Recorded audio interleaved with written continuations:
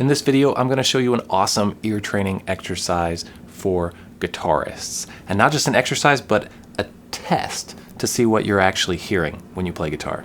First of all, let me just say, guitarists have bad ears.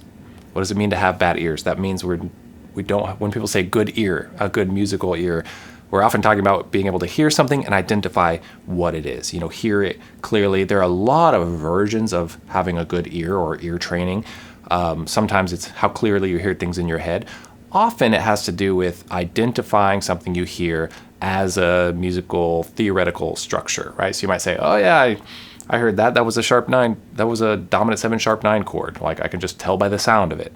Or this idea of just like, oh yeah, you're playing some music. Here's what you're playing. I can play it back to you.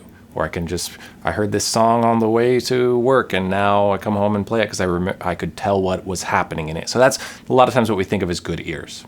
And guitarists typically don't have good ears in this way. Not automatically anyway. They certainly can, but I would say that any guitarist that does, it's for reasons other than just the fact that they play guitar. It's either because they worked on it intentionally, which is what I'm advocating for all guitarists to start doing, or it's because they developed it from a different source other than playing guitar. So a guitarist who started playing violin when they were 4 years old and played until they were 10 years old and then started playing guitar, that person might have a decent ear compared to someone who just is playing guitar. So why is this? It sounds pretty harsh, but it's because we only learn something because our brains have to do it, which is why we want to design exercises that force us to learn certain things. We don't learn just passively. And so on the guitar, we don't have to listen to play the guitar. And so a lot of times we don't. We just play frets. We look at tabs. We figure out what chord shape I'm supposed to play. And so when you just have these frets, you could just say, oh, 7th fret, oh, 5th fret, oh, 7th fret, oh, 5th fret. And, here are the notes I'm supposed to play. Looks right. Sounds pretty good. But we're not. And yeah, if you play a wrong note, you'll hear it, especially if it's a song you know and you're trying to play it, or if it goes out of a key. Like, yes, we can all hear that. And why? Because we hear music all the time. So we are kind of getting conditioned to just what tonality sounds like. You know, if someone plays a major chord and then someone else plays a note that is that, it'll sound like some sort of dissonance. Now that is something that can exist on a major chord, but it's going to not sound like a normal, nice major chord. So outside of just hearing music all the time and kind of just enjoying music, the guitar itself, just playing the guitar, does not improve our ear. It can a little bit, but it's going to hit a wall. It's definitely going to hit a wall. To the extent that we're listening carefully or listening intentionally and intently and identifying things, yeah, we can actually improve our ear. So sometimes this can happen, but sometimes it can happen accidentally, that someone gets, a good ear, but they didn't even know that they were practicing it, but they were practicing it. You're practicing how you listen. So again, our brains are so efficient, it's not going to do something it doesn't have to do. On the guitar, we don't have to listen. So this example of someone playing the violin when they're 5 years old, well, part of an instrument like the violin is that you have to intonate. There aren't frets. You have to listen. First lesson, first time playing, you got to listen. Am I playing the right note? Right? If they're playing an interval of a fifth on the violin, they have to listen for, whoa, is that correct? And yes, they have positions, but often string players, cello players, double bass players have much better ears than just a guitarist might have from just playing the guitar, because they're forced to, while just playing their instrument in the way they play their instrument, they're forced to listen in a way that we don't have to listen. In fact, I was in a band for a while with a double bass player, and he was very focused on being a classical bass player, just playing with a bow and doing all of this intonating that I'm talking about. He also played jazz, and we were playing in a gypsy jazz group. But he told me a story. Bass wasn't his first instrument, and he played a lot of other stringed instruments. He played mandolin and a lot of instruments with frets as well. And he had an amazing ear. I was always impressed. He could just hear things and just kind of switch, play what he needed to play based on what he was hearing. Just an incredible ear. and I was always on this journey of figuring out how to improve my own ear as a guitarist. And he said to me, "Oh yeah, I couldn't hear anything until I started playing the bass. My ear was horrible until I started playing the upright bass that doesn't have frets." And it made him have to start listening, and then it unlocked that. So, should we all play fretless guitar? No, of course not. Unless we want to play fretless guitar, yes. But we can make sure we're doing intentional practice and exercises that force us to listen in a way that we often don't have to. So this is an exercise, but it's also just kind of a fun little test. And you can really work on this if you want to, or just every so often test to see what you're hearing on the guitar when you're playing. So I want you to play a chord, okay? Let's just play a G chord. I ruined it now by strumming it slowly, so don't strum it slowly. That's actually really important. We don't want to hear individual notes in it, so I'm going to switch to another chord. We're going to do a D chord, okay? Went quick, got to strum quick, or pluck with your fingers, okay? So, now I want to imagine out of these 4 notes, I'm playing the top 4 strings on this D chord, I want to imagine which note I'm listening for, okay? So I want to hone in on hearing a specific note, okay? So I'm gonna strum it again. Okay, I'm gonna think of the 3rd string. Okay, so the note that's on the 3rd string, that's this finger here. Do not give it to yourself ahead of time. We're trying to hear it in the chord.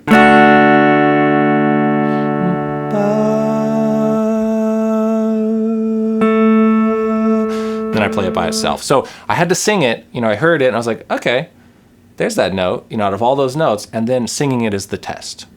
So what will happen at first, most likely, is that you'll be like, whoa, I cannot find where that note is in that chord. This is good. This is normal, okay? This is the brain starting to listen in a way that it hasn't had to before. Now, this is not intonating. This is not what I talked about before. You have to get it in tune by ear, but it's still consciously going towards listening in a certain way. Okay, so let's try another chord. You can do this with all the notes in the chord. You can just kind of go from lowest note to highest note to lowest note. The middle notes are the hardest. Let's try it on a C chord, okay? So remember, don't give yourself any notes. We're just gonna strum it, okay? Okay, strumming that. Now, you might decide ahead of time what note you wanna try to listen for, but I'm gonna listen for the note on the 4th string, okay? So that's what my middle finger is doing right now, the note on the 4th string.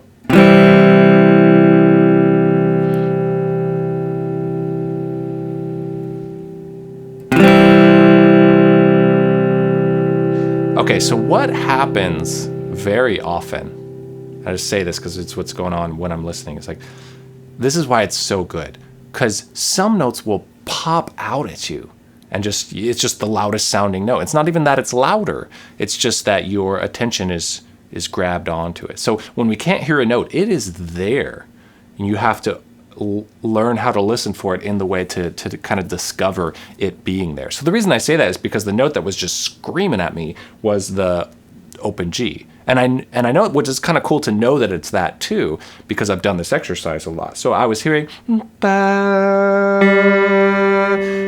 that really strongly, and I was trying to listen for the note under it, and it was just like in my face. And so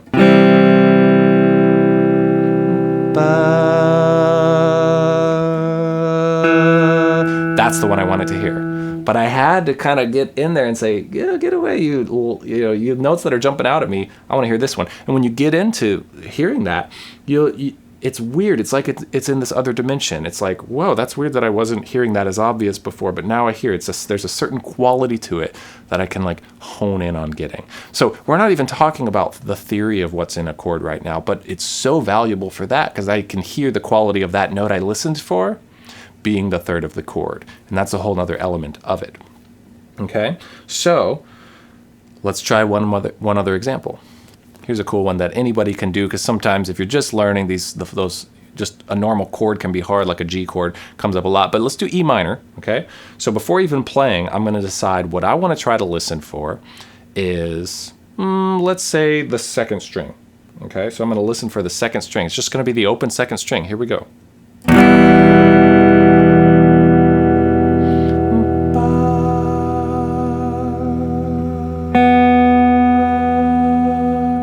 Okay, so many notes. This is not easy. If it is easy for you, awesome. And if it is easy for you, I believe that it's because you've been practicing it without knowing, right? So if you're listening to things in a certain way, listening for inside of chords and harmonically listening for notes. Most of us, however, we're not doing this if we don't have to. So if you can't hear, if you just can't find it, good. I mean, that is the most potent practice. If you're just like, where is it? But so if you can't find it, give yourself the note. Then give yourself the note. So let's listen for that second string in a G chord. If I'm like, okay, I can't hear it, you know, and you might sing something and you got the wrong note or whatever. So then give it to yourself. Okay, that's the sound of it. Go back to the chord. Can you hear it in there? And even after that, it's not uncommon that you still can't hear it. So we're just back and forth, trying, listening. Okay, I'm listening for that note. Do you hear it in there? Okay, again.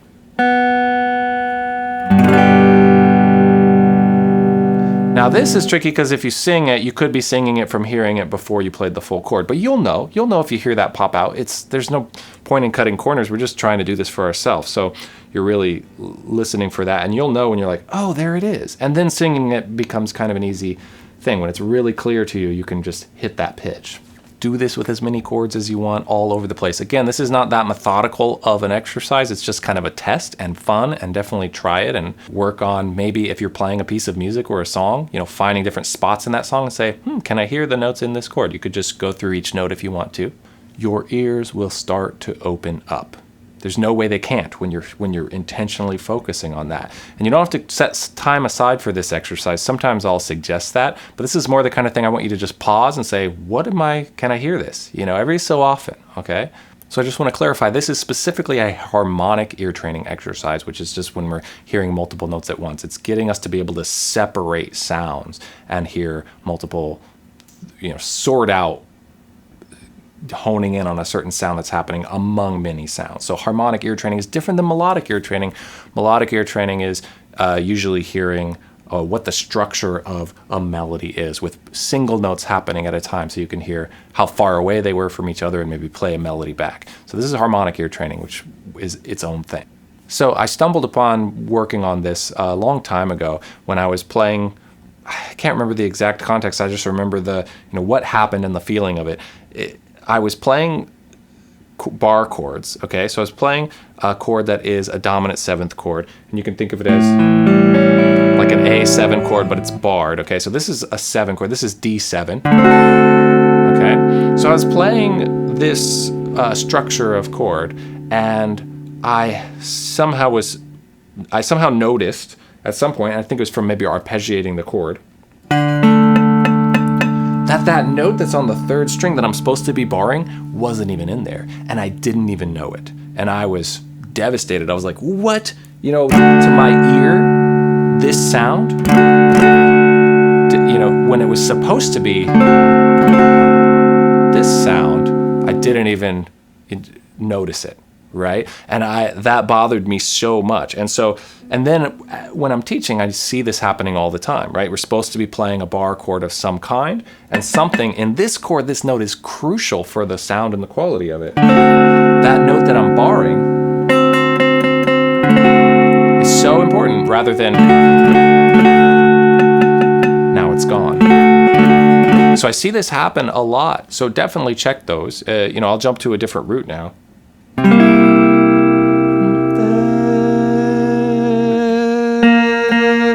I need to be able to hear that. And when I first was doing this, I couldn't. And even sometimes still, I'll latch onto the wrong one. And so I found this really helpful to work on. So having good ears is really nothing special. It really seems like it is, but that's just because it's so hard to figure out how to work on them and how to develop them. That doesn't mean it's easy, but it's not something that is just purely a natural talent for anybody. If anyone does it and they say it's natural for them or easy for them, it's because they have been listening in that way. And sometimes people do that without knowing it, but that means they've been practicing it. So we just want to say, oh, if I want to work on this, I'm going to really focus on it intentionally. It absolutely gets better for anybody. And I'm saying that because guitarists, it's so easy for us to not listen in that way, and then we don't have what we think of as good ears, and we get discouraged, and we think, oh, maybe I'm not a natural musician. And it's not about that at all. So it's nothing to feel bad about if this is hard for you, and it's nothing to necessarily idolize someone else over if they are good at it. It's just exposure and experience with listening in a certain way. So now let's talk about, if you do want to do this in a structured way, how to work on this method in this exercise from the ground up. So I'm just going to give you a kind of a starting point. I like to create, if I really want to work on something, I want to create kind of a linear, methodical system for it. And I'll do that with anything that I'm really serious about working on. So just to get you going with this, if you were like, whoa, what if I want to prioritize this? What if I really want to work on it? You can't sit for that long and just say, I'll try another chord, I'll try another chord. We have to have some sort of organization to it, I think, to sustain our interest in practicing something. So if you want to work on it really from the ground up, here's how I would do it. Again, this is harmonic ear training, where we're working on separating and hearing things happening that are happening at the same time, but being able to identify them. So we're going to take 2 notes at a time. I mean, the chords are hard. We're just going to start with 2 notes at a time, and we're going to start with every interval type. We're going to go through every interval type. Okay, so this is really cool because it forces you to know what interval shapes, what they are on the fretboard also. So let's just start with a half step. It's not that easy because it's very dissonant, but it's a great exercise. So first you have to know what a half step is on the guitar.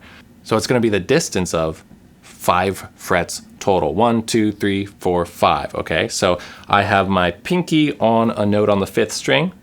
Okay, it happens to be the 7th fret, and then 1, 2, 3, 4, 5 down. I'm going to go on the next string up, and I'm going to play that. So that's a half step. That could be technically challenging, but this is cool. You can play this all over, get used to it.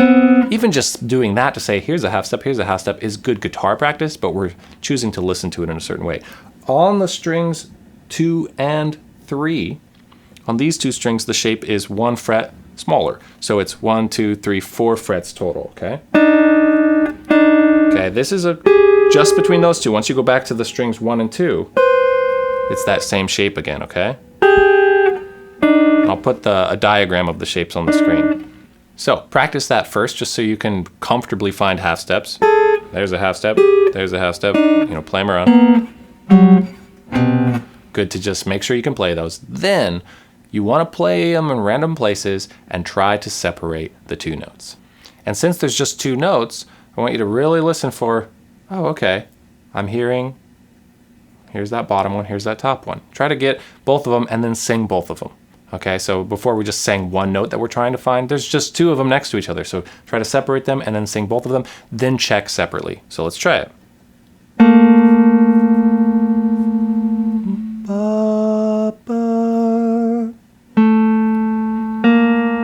Cool, got it, check. Try it in a bunch of other places. If you're playing really high,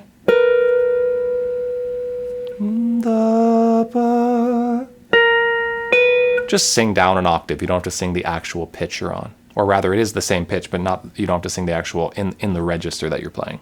So the best way to do this is to make sure you can do a certain amount in a row without making a mistake, okay? So make sure you can do, and if you ask me, I'd say at least 10 in a row. So you do 10 in a row. If you make a mistake, you start the counting over, okay? So if you can do 10 of those in a row with the half steps, you say, cool, I'm starting to be able to hear this. And if I can do 10 in a row, I can unlock that half step and how it sounds. Then you move on to whole step. So you take your time and figure out how to play whole steps. These sound super cool. This is going to be spanning 1 less fret overall. So 4 frets on these strings and then 3 frets on strings 2 and 3. And you try to hear them.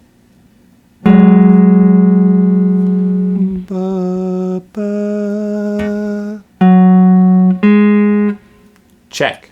That's 1 out of 10. Got to do it in, 9 more times in a row before you move to the next interval. Then you just go up the intervals. Minor third is next, major third is next, perfect fourth is next, tritone is next. It's just organized. You could do it in a different order, but that's just nice to have it go in that order. Your ear will totally unlock when you do this, okay? Take your time. It's not a quick thing. It's not an overnight fix. It's much more like slowly getting in shape. It's your ears getting in shape. We know that that's not a fast thing to get, more in shape. It takes months. It takes a long time, and you gotta really work on it. So this is something that you can spend maybe 5 minutes a day or 5 minutes a practice session working on. It doesn't have to be a ton, but when it's consistent, you'll start hearing stuff more clearly.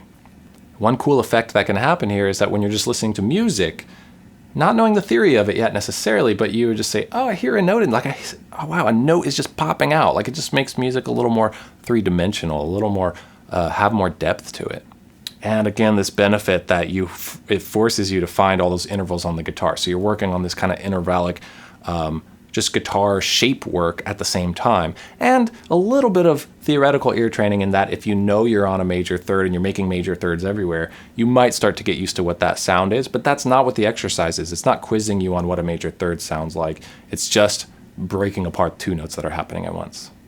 That's a lot of work to do that, but if you want to experiment with 3 notes at a time, then start experimenting with 3 notes at a time. You can take any structure of 3 notes. If you maybe know a 7 chord that's 1, 3, 7 of a chord, 3 notes like this, and then try to break them up, or just a triad, 1, 3, 5. If you want to do that triad all over the place. So if any of, if you get through all of the first part with just the 2 notes, I'll do another video on explaining maybe the order that I recommend for 3 notes at a time. Bottom line is we want to be listening more to what we're playing. We want to be kind of checking to see if we're actually hearing things and if something's missing that we thought we were hearing or that we're supposed to be hearing. Question anytime you're playing anything if you're actually hearing it accurately. It's okay if this is annoying or hard or discouraging. I actually want it to bug you. When something annoys us or bugs us, once we're aware of it, that's like the biggest motivator to fix it. So let me know, is this hard for you? Is it super hard? Is it easy for you? Do you feel like you relate to this challenge of being a guitarist and not hearing things the way maybe other musicians do? Maybe you feel like you have good ears and you're a guitarist and you disagree with me. Let me know. Or maybe let me know why you think you can hear some of these things clearly or why it's easy for you. It's normal that it's hard at first, of course, and it's going to get better. If you have any ear training exercises that you think are effective, let me know in the comments below. I would love to hear about them. I'd love to hear about what you're working on, what you're practicing, what your challenges are. If you have a guitarist friend who might find this useful, send it their way. Subscribe so you don't miss a lesson. Thanks for watching. I'll see you in another sound guitar lesson real soon, and happy practicing.